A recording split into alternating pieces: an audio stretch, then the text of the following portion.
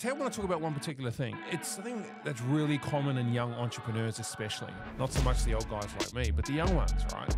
So I had a conversation yesterday with a gentleman who's a young entrepreneur. He got to the $1 million. Hey, how great's that? Super pumped for him and super excited. And he's an intelligent guy, right? So I think he's 28. Hey, you always remember your first mil. He said he'll 2x that next year, maybe 2.5. He said something that really resonated with me, and it's sort of, I was like one of those meerkats, right? He asked me about a CEO that I know and whether they would be a good coach.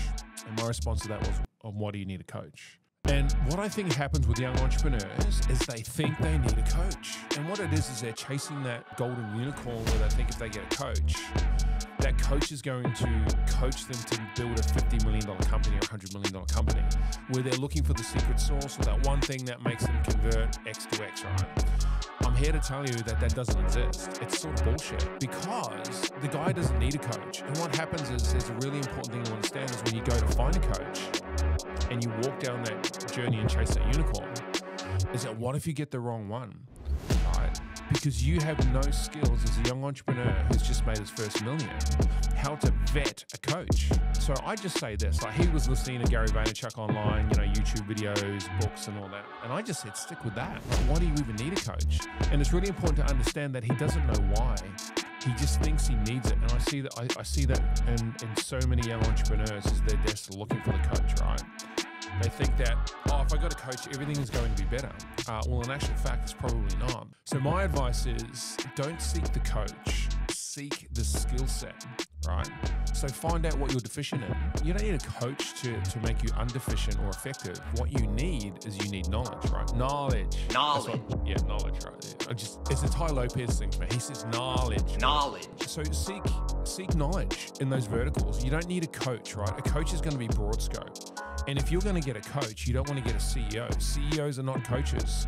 CEOs are trained to be responsible for the people who are responsible for the people who are responsible for the customer. So be careful about that. They're not normally entrepreneurial because if they were, they wouldn't be a CEO, they'd be a founder.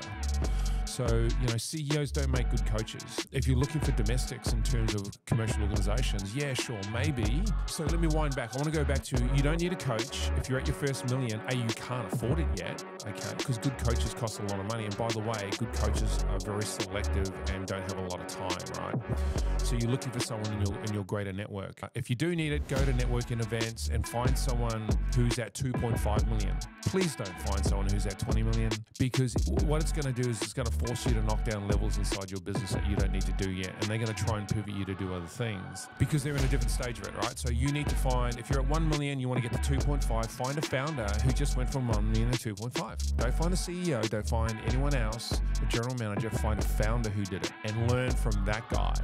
And it could be just about watching him, having a quick conversation with him. If they've got a podcast or whatever, tapping into that. But I want to go back, learn the knowledge. You just need to learn the knowledge. So if you're deficient in X, go and learn it. It might be financials, it might be budgeting, it might be economics, it might be market trends, it might be management, it might be communication, it might be psychology, it might be systems, it might be SaaS, it might be automation, it might be marketing, it might be creative. Like there's so many things that you need to learn as a founder if you're doing it all yourself. So he did it all himself up until I think February this year, right? 2023. Been going for 4 years apparently. So now he's made a bit of money, he wants to spend it, right? Now he should be divesting that money, not spending it on coaches who are CEOs who are going to take him astray. And the biggest concern I ever had with the young guys, is that a coach can walk you down the wrong path. They just can, because you get all caught up in it, right? So unless you're fairly balanced psychologically and you can see the bullshit through the trees as you're riding on that silver unicorn through the forest, be very careful. That would be my advice. So I just wanted to push that out there. I think it's good for the young entrepreneurs who are making around $1 million. Maybe you don't need a coach.